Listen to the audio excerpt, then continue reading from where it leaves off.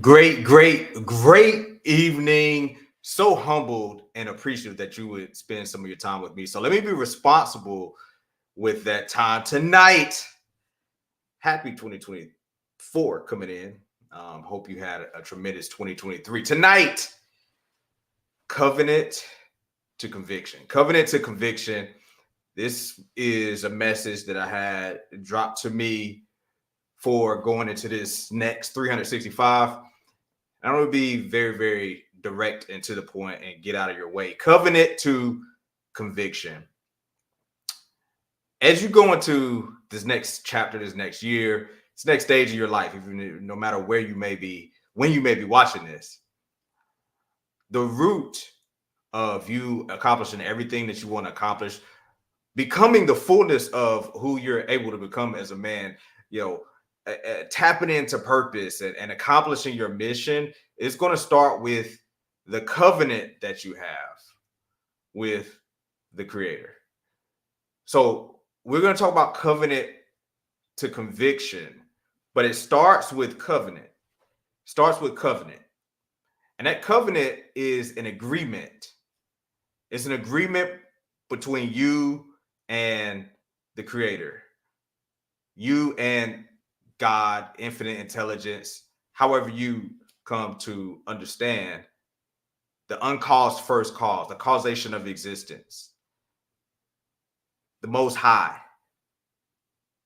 You having a covenant, an agreement with the creator. And this agreement is very, very simple. This agreement is to get your will in alignment with the will of the most high. That's the covenant.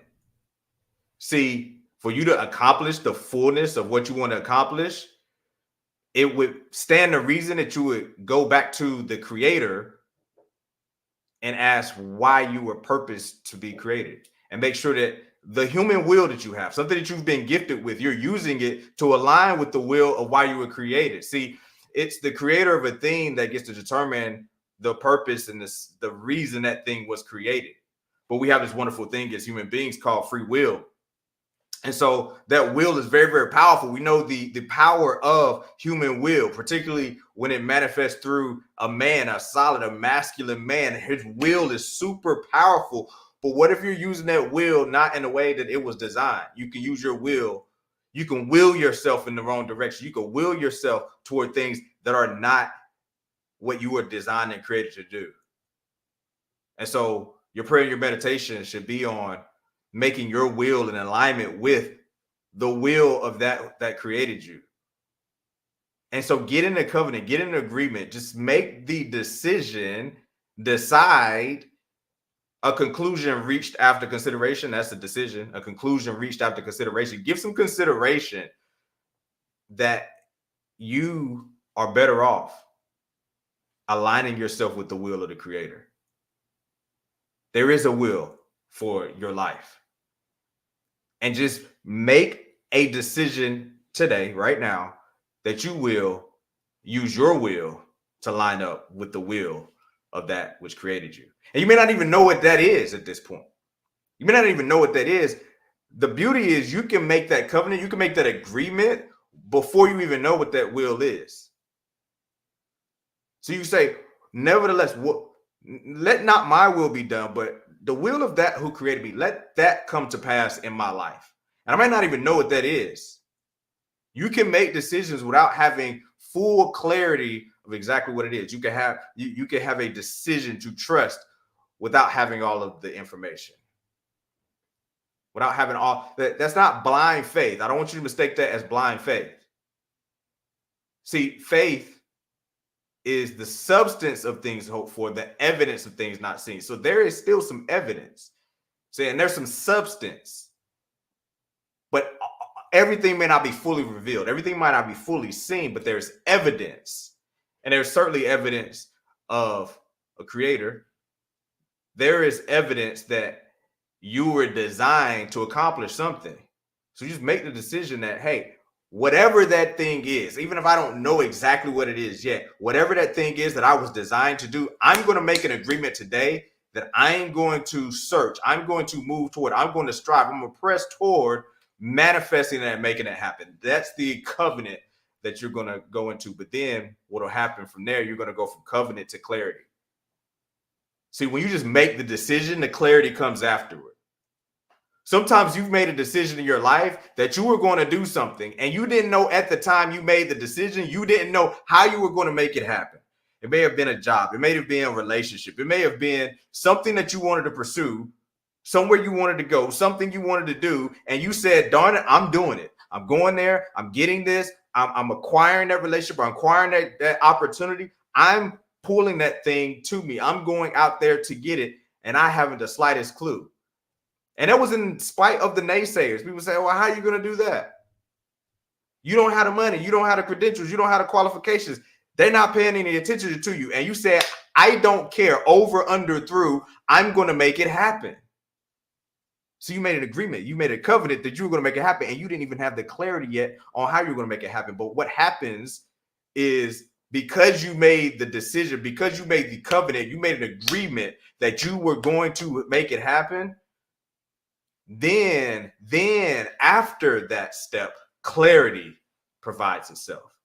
So when you get into covenant with the creator that you're going to operate in the will of the creator, you will start to have the clarity revealed to you of what that will is, how you should operate and where you should be going and how you should be moving and the things that you should be doing, but also the things you shouldn't be doing, having your steps ordered, but your stops ordered as well. You're going to start to get some clarity. So you're going to have covenant, and that's going to lead to clarity. And then that clarity is going to give you commitment. Once things become clearer for you, it's easier to commit to it. It's easier to steadfast. It's easier. What is commitment? Doing that thing you said you were going to do long after the feeling in which you said it has passed. Because yes, that clarity, that commitment is going to be tested with challenges, obstacles, hurdles. But you'll have the commitment because you're super clear at this point. You'll have the commitment to know that anything that comes up against you, any adversity, is just that thing telling you to try again another way. It's something that you just have to go through to become the person you should have to become to attract to you the full manifestation of what it is that you're after. It's just that thing that you have to press through to exercise a certain muscle. See, when you do an exercise, when you have a obstacle, when you have something in front of you, that thing is not really the focus. That thing is not really the thing. That thing is just an opportunity for you to grow. See, when you're doing push-ups, the purpose of the push-up is not the push-up.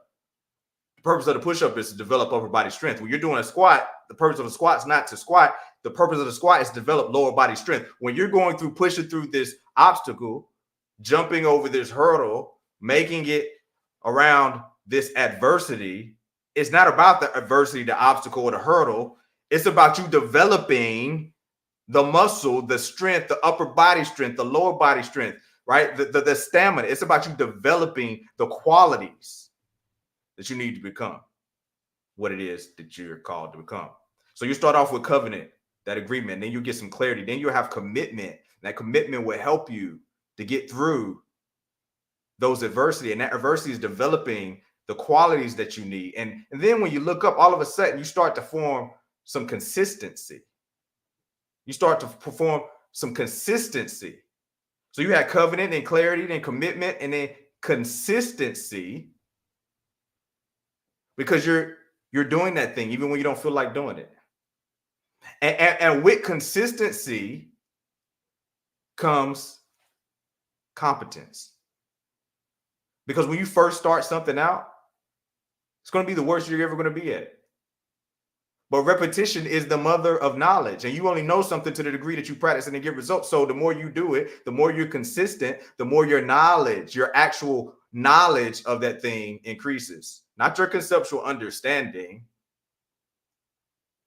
Action is the measure of knowledge. Action is the measure of knowledge. Don't show me. Don't tell me, show me. Don't talk about it. Be about it. That is what you know, is what you're doing. And so we are what we repeatedly do, Aristotle said. Therefore, X is not an act, but a habit. You start to form a habit. You start to form consistency in these actions because of your commitment, because of the clarity that you gain, because of the covenant that you started with. So you go from covenant to clarity to commitment to consistency. And that consistency yields competence. You get better. You get better. You start to improve your skill set. You don't wish it was easier. You actually become better. It doesn't get easier. You get better. It's always going to be hard. Hard doesn't get unhard. You just deal with hard better. And so your competence increases in this given arena, that you have clarity that you were assigned to do. And when that competence increases, now you're really getting close, because you'll start to develop confidence. See, people think, oh, some people are just born with confidence, and they're just confident individuals. And what they fail to realize is that confidence is a result, is a byproduct. Confidence is a byproduct of competence. Nobody's completely confident in everything. You can see somebody operating in their gift, in their talent, in their chosen arena of endeavor, and you think they're incredibly confident. You see a professional athlete and they look like they're confident until you put them into another arena where they're not very competent. You put them on stage to speak, perhaps. They're not used to that type of arena. Or you put them on stage to sing or to dance. You see it in the Hard Knocks and the rookie camps, where the rookie has to come up and dance. And that same top flight athlete that is super confident at their skill position, super confident in that arena of playing ball, has low level of confidence, because that's not an area they're competent to sing, dance, act. So competence is the byproduct of confidence, rather, is the byproduct of competence. Confidence is the byproduct of competence. And so now that you have confidence, not only will you have more trust in yourself, but others will have more trust into you. And that's because confidence isn't just something you have, it's also something you give. You just exude confidence, and therefore others have confidence in you. They're willing to confide in you because you speak with confidence. And when you have confidence as a way of being, because you're operating in the arena you're supposed to operate in, you're operating in the will, your mission is in alignment with the will because of that covenant, and you have so much confidence because you've done this consistently, you have a commitment to it, you have clarity on it. Now, with that level of confidence, not at first, but over time, that level of confidence now becomes a conviction. That confidence becomes a conviction. And then when you're operating in conviction, that's when things seemingly fall into place. And so that's the path that you should strive to be on. Covenant, to align your will with the will of the creator. Clarity, that's revealed by you making that agreement, even if you don't have the full clarity as of yet. That clarity leading to commitment, doing the thing you said you do long after the feeling in which you said it has passed. From commitment to consistency, doing it over and over. We all what we repeatedly do. Excellence, therefore, is a habit, not an act. So consistency leads to competence.